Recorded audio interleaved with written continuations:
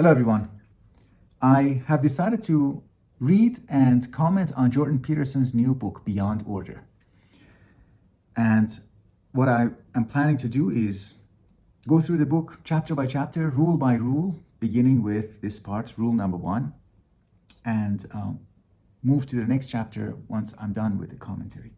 And I'm leaving room for changing my mind, because I might form a judgment after reading the first 2 chapters and then change my mind after I finish reading the whole book. So I'm doing my commentary with an open mind. Let's begin. Rule number 1 is do not carelessly denigrate social institutions or creative achievements. There isn't much new material in this chapter compared with Peterson's earlier 12 rules for life or maps of meaning. With the exception of a few anecdotes, the discussion is unsurprisingly organized around his 2 core concepts of order and chaos, and how living well requires balancing the corresponding forces of order and chaos. We read about the social and cultural character of human being, how human life is cultural, social, how human life is ordered by a societal organization. We are ordered, we are organized as persons, that we are embedded within a social world, and our successful functioning necessarily involves successful coordination and cooperation with other people. Part of our social coordination is in the use of concepts. We use concepts together socially. We cooperate in our use. The concept floor, for example, is useful because it allows us to refer to some particular relevant attribute or function that belongs to some material stuff over there. We point to it and create a common point of reference, and successfully ignoring other attributes that belong to the same material stuff. Another concept familiar to his readers is hierarchy. I shouldn't say concept, because this term hierarchy corresponds to different concepts, so it's an ambiguous term. It can be used in describing a hierarchy of goals. So that's one way of using the word hierarchy of goals, which describes a relationship between long-term goals, relatively long-term goals, what I want to do, what you want to do over the period of 10 years, and the relationship to that 10-year goal to what you want to do today or this week. So that relationship between long-term goals and short-term goals, that relationship can be described with reference to a hierarchy of goals. But also another possible meaning, a different meaning of this word, is in describing human relationships, how a boss relates to an employee. And those are different things, because a boss and an employee are both people. They're both persons. They're not abstract concepts that exist along different time frames. So we shouldn't confuse these 2 uses of the term hierarchy. Specifically, we shouldn't always equate cooperation with hierarchy. There are ways of cooperating with each other without submitting to one another's will. Reading Peterson's discussion, it sounds like anytime a group of people get together, they not only differ in kinds of skills, and their cooperation is determined based on how their skills differ in kind, but also in degree. They should necessarily also somehow be judged as better or more skilled, or worse or less skilled at something. Is that really necessary? Should we always come up with some difference in degree, like rank people in degree, not just in kind? And on that note, it's not surprising that Peterson passes over the term anarchism too quickly and very dismissively. Anarchism isn't about disorder. It is not about celebrating disorder. It is also not about denying skill or competence. So these are mischaracterizations of anarchism. Anarchism at its core is about seeking justification for authority. If there is an authority, it should be justified. Anyways, that's a discussion for a different time. I have 2 major objections about this, two major criticisms about this chapter. One of them is related to Peterson's discussion of the metaphor of the fool as an archetype, as a type of role somebody plays in a social hierarchy or a collective. The other one is about the conflict between convention and creativity. So let's begin with the metaphor of the fool. What is a fool? What is the utility of this type of role? Peterson points to the particular role of the fool within a social hierarchy, describing a fool or the fool as someone who is humble and grateful. The fool, Peterson goes on to say, the fool embraces his position at the bottom of an organization and adopts a beginner's mindset and begins working hard according to the rules of the organization. Peterson then uses an anecdote to illustrate this metaphor of the fool. The anecdote comes from a server he once met at a restaurant. The server told Peterson how his teachings, Peterson's teachings material, YouTube book, had helped him and had led him to be vigilant and notice and take advantage of opportunities at his workplace, which was a restaurant. Now, my criticism, I agree with Peterson about the utility of the fool metaphor, the notion of the fool, but I think this chapter doesn't adequately display the concept. Peterson's story of the fool narrative, is about someone who gets immersed in a hierarchy, internalizes the rules and conventions of a hierarchy, and eventually becomes a top dog within the hierarchy, and then somehow turns into a hero or redeemer of the organization. Eventually, but first he or she begins by submitting to that hierarchy, fully internalizing it, its convention. And the success of the fool is all because he or she begins with gratitude and humility. So no, here I disagree. I disagree strongly. The fool or the joker, the court jester, etc., related metaphors, the fool doesn't have to be at the bottom or be humble or even grateful.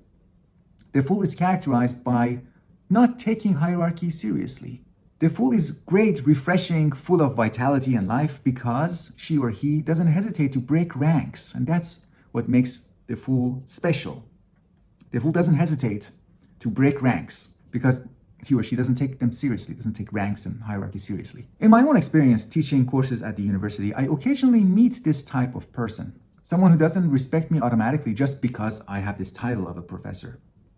Someone who knows that signs of wisdom, signs of authority like age, having degrees, using technical fancy words, don't have intrinsic meaning or value. They could be empty signs. It's possible that nothing might be behind them, like a professor who's full of shit. So for this person, when I meet this court jester or its joker or the fool, with this person, I have to demonstrate that I know what I'm talking about from scratch. I cannot simply posture and say, but I have a degree, but I have published articles and I published a book. I cannot just say that because those are signs. Interacting with the fool, the so-called fool, is refreshing because this person brings out the fool in me, in all of us, and brings vitality out of me as well. Suddenly revealing the fact, making the fact obvious that we are equal, that we are all equal. Behind the mask of a professor, a scholar, is a person, a human being. And if I'm going to have an authority over someone else, this authority has to be justified, backed by justification, by reason, rather than being backed only by convention and habit. Contrary to what Peterson writes, the fool isn't necessarily humble or grateful, and the beginner's mindset isn't about total faith in culture and convention. But it's a mindset that is suspicious of convention. That's the fool. A fresh point of view doesn't take convention for granted. That's what makes it special. Peterson's formula for fools shouldn't be followed because it's a formula that produces sanctioned rebels that are approved from within the hierarchy. So they have already submitted to the hierarchy. So that's the kind of fool that we are recognizing, but that's not the genuine fool. The genuine fool is the one who doesn't take hierarchy, conventions, rules very seriously. The next section is critical notes on this tension that Peterson works with, the conflict between convention and creativity. Dichotomy of, on the one hand, following rules and conventions, and on the other hand, breaking rules and conventions.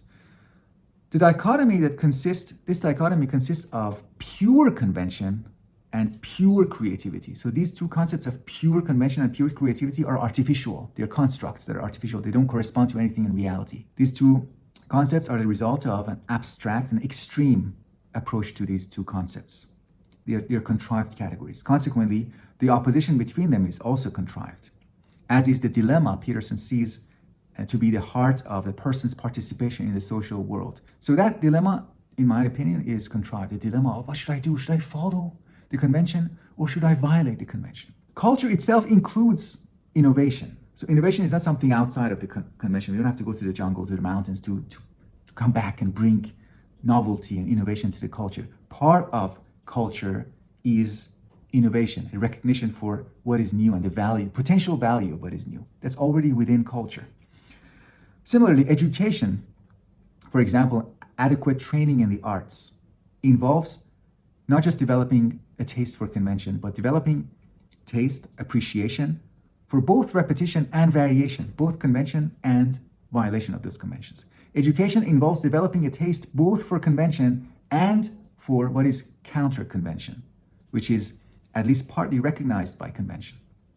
The phrase popular in music, in musical education, is this phrase, variations on a theme.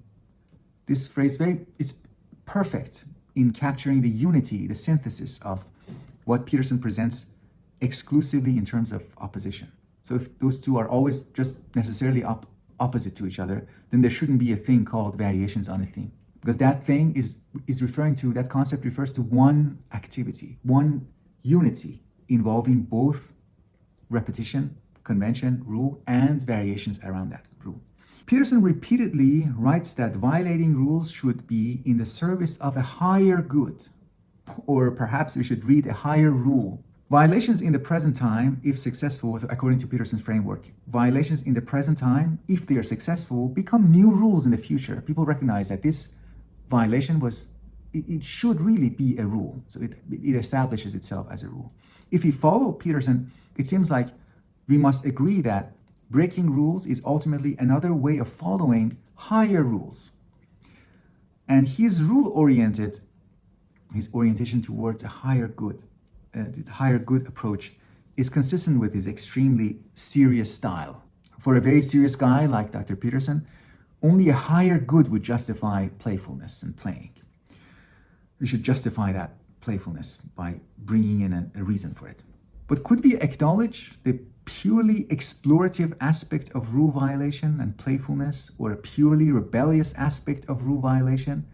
The possibility that sometimes people don't have a proper license in advance for introducing variations on a theme or violations on a rule, and just want to violate a rule without extensive premeditation about some higher good. Could we acknowledge the value of an artistic impulse, a drive towards a new form of experience and expression? So it's just a simple, pure impulse, a drive towards finding new forms of experience, new forms of expression.